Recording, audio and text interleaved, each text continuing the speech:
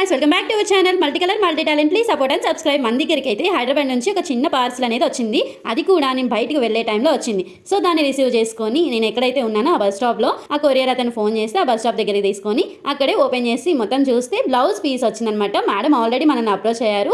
Matching కోసం blouse piece పంపిస్తాము, దానికి ప్లెయిన్ బ్లౌజ్ తీసుకొని హ్యాండ్ పెయింట్ అయితే చేయమన్నారు. హ్యాండ్ పెయింటింగ్ కూడా పిచ్వై పెయింట్ కావాలని అడిగారు. యాక్చువల్గా ఈ కస్టమర్కి మనం రా సిల్క్ మీద డిజైన్ చేస్తామని చెప్పాము, కానీ రా సిల్క్లో నాకు ఈ ఫ్యాబ్రిక్ కలర్ దొరకలేదు కాబట్టి జాస్మిన్ పట్టు తీసుకొని వేశాను ఈ పెయింటింగ్. శారీకి మ్యాచింగ్ కలర్స్ అన్ని యూజ్ చేస్తూ ఈ పిచ్వై పెయింటింగ్ అనేది మనం ఫినిష్ చేసాము. ఇంకొక విషయం ఏంటి అంటే దీంట్లో మనం ఫ్యాబ్రిక్ కోసం ఎంత తిరిగాము అంటే ఒక్క షాప్లో దొరికింది ఈ కలర్ కూడా.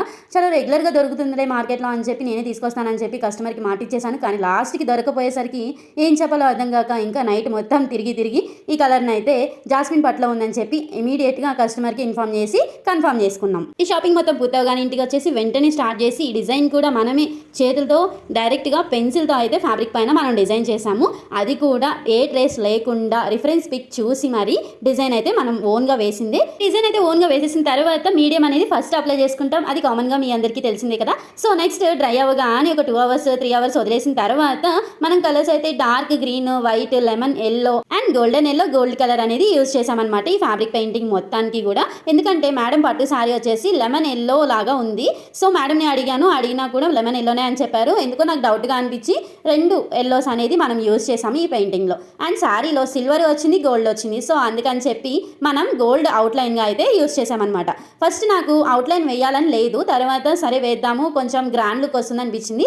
మేడం రిక్వెస్ట్ చేసింది ఏంటంటే ఈ బ్లౌజ్లో సీక్వెన్స్ వర్క్ కూడా కావాలి అని అడిగారు. జస్ట్ దాన్ని స్టిక్ చేసినా సరిపోతుంది అని అడిగితే నేను ఏమనుకున్నానంటే ఓకే స్టిక్ చేద్దాము, అంటించడమే కదా అయిపోతుంది అనుకున్నాను. కానీ నాకు ఎందుకో ఫ్యాబ్రిక్ పెయింటింగ్ వేసాం కదా అది పాడైపోతుందేమో, గమ్ అంతా కనిపిస్తుంది బ్లాక్గా అని చెప్పి నేనైతే వెంటనే మా మదర్ హెల్ప్ తీసుకొని ఆ సీక్వెన్సెస్ అనేది స్టిచ్ చేశాము. ఈ వీడియోలో ఇప్పటి వరకు ఫ్లవర్ అయితే ఎలా వేసుకున్నామో చూపించేసాను కదా. ఇప్పుడు లీఫ్ అయితే చూద్దాము. డార్క్ గ్రీన్ తీసుకున్నాను, కానీ ఈ కెమెరాలో కలర్ చేంజ్ అయిపోయింది అండ్ అది డార్క్ గ్రీన్ తీసుకున్నాను. వైట్ మిక్స్ చేసి ఇలా అయితే లైట్ అండ్ డార్క్ షేడ్గా మనం షేడ్ అయితే చేస్తున్నాం లీవ్స్కి, కాడకి.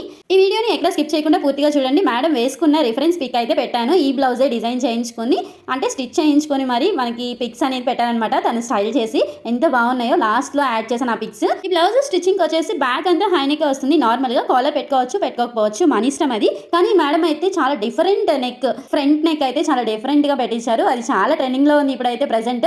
అండ్ మీరు కూడా ఇలాంటి కస్టమైజేషన్స్ చేయించుకోవాలి అనుకుంటే డైరెక్ట్గా వాట్సాప్ ఆర్ ఇన్స్టాగ్రామ్కి మెసేజ్ చేయండి. ఫ్యాబ్రిక్ పెయింటింగ్ క్లాసెస్ గురించి కూడా మమ్మల్ని అప్రోచ్ అవ్వచ్చు. ఈ న్యాచురల్ లైట్లో చూపించడం వల్ల ఏమో కానీ వీడియోలో కొంచెం కలర్స్ వేరేగా కనిపిస్తున్నాయి. అంటే ఫ్యాబ్రిక్ కలర్ కూడా కొంచెం డార్క్గా అనిపిస్తుంది. అండ్ నేను తీసుకున్న గ్రీన్ కలర్ కూడా ఏదో బ్లూ షేడ్ లాగా కనిపిస్తుంది. కానీ నేను వేసింది అయితే డార్క్ గ్రీన్ అండ్ వైట్ కాంబినేషన్లో వేశాను అవంతా కూడా. అండ్ ఈ బ్లౌజ్కి బ్యాక్ నెక్ వచ్చేసరికి గోమాతను అయితే డిజైన్ చేసామన్నమాట. ఇప్పుడు చూపిస్తున్నట్టయితే ఫస్ట్ మనం ఫ్లవర్కి లెమన్ ఎల్లో అండ్ వైట్ కాంబినేషన్లో షేడ్ అయితే చేసాము.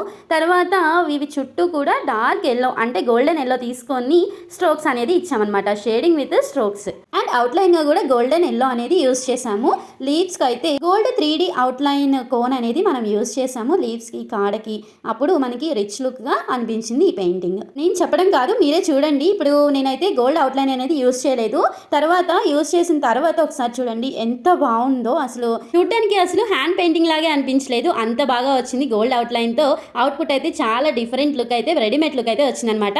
పిచ్వై పెయింటింగ్ కూడా ఇంత స్మాల్ సైజులో వేయడం ఇదే ఫస్ట్ టైం. మనము బ్లౌజ్కి మొత్తం అయితే డిజైన్ చేసాము. శారీ కూడా డిజైన్ చేసింది ఆల్రెడీ మన ప్రీవియస్ వీడియోస్లో మీరు చూసే ఉంటారు కదా. సో శారీ మొత్తం వేయించుకోవడం కన్నా బ్లౌజ్కి వేసుకోవడం ఇంకా హైలైట్గా కనిపిస్తామని నాకు అనిపించింది ఈ బ్లౌజ్ డిజైన్ చేసిన తర్వాత. ఈ లుక్కి ఆ లుక్కి చాలా డిఫరెన్స్ ఉంది. ఇదిగోండి ఇప్పుడు నేను చూపిస్తున్నది అయితే గోల్డ్ అవుట్లైన్ వేసి చూపిస్తున్నాను. ఆల్రెడీ గోమాతను అయితే వేసేసాను. ఈ గోమాత పెయింటింగ్ వేసేటప్పుడు వీడియో క్యాప్చర్ చేయడం మర్చిపోయాను. ఎందుకు అంటే వేరే శారీ కూడా అప్పుడే నాకు ఆర్డర్ రావడం, హడావిడిగా వేయడం, అదొకసారి ఇదొకసారి వేయడం వల్ల నేనైతే అది క్యాప్చర్ చేయలేకపోయాను. నెక్స్ట్ ఇంకెప్పుడైనా వేసినప్పుడు ఖచ్చితంగా మీకు ఆ పెయింటింగ్ అనేది చూపిస్తాను. ఎలా వేసుకోవాలి, కలర్స్ అన్నీ కూడా మీకు ఎక్స్ప్లెయిన్ చేస్తాను డీటెయిల్గా. ఈ కస్టమర్ అయితే ఒక ఈవెంట్ కోసం స్పెషల్గా ఈ బ్లౌజ్ని అయితే డిజైన్ చేయించుకుంటున్నారు.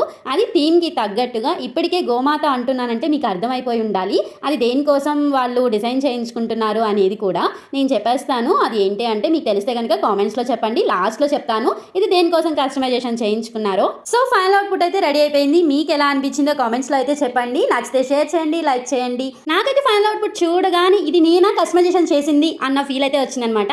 అంటే అంత బాగుంది రియల్గా అయితే, అండ్ వీడియోలో కూడా ఒరిజినల్గానే కనిపించింది. కలర్స్ అయితే ఎక్కడ కూడా షేడ్ అనేది లేదు. నేను మేకింగ్ వీడియోలో కొంచెం కెమెరా ఏదో సంథింగ్ జరిగింది, అది కలర్ డిఫరెన్స్ అయితే కనిపించింది అనమాట. సరే మరి ఇప్పటికి కస్టమైజేషన్ అయితే పూర్తయిపోయింది. కొరియర్ అయితే చేసేద్దాము. మేడం కూడా వేసుకొని మనకైతే madam pics and review share చేశారు, మీకు కూడా చూపిస్తున్నాను చూడండి. ఇలాంటి కస్టమైజేషన్స్ కోసం కాంటాక్ట్ అవ్వచ్చు. Follow for more updates. Thank you for watching.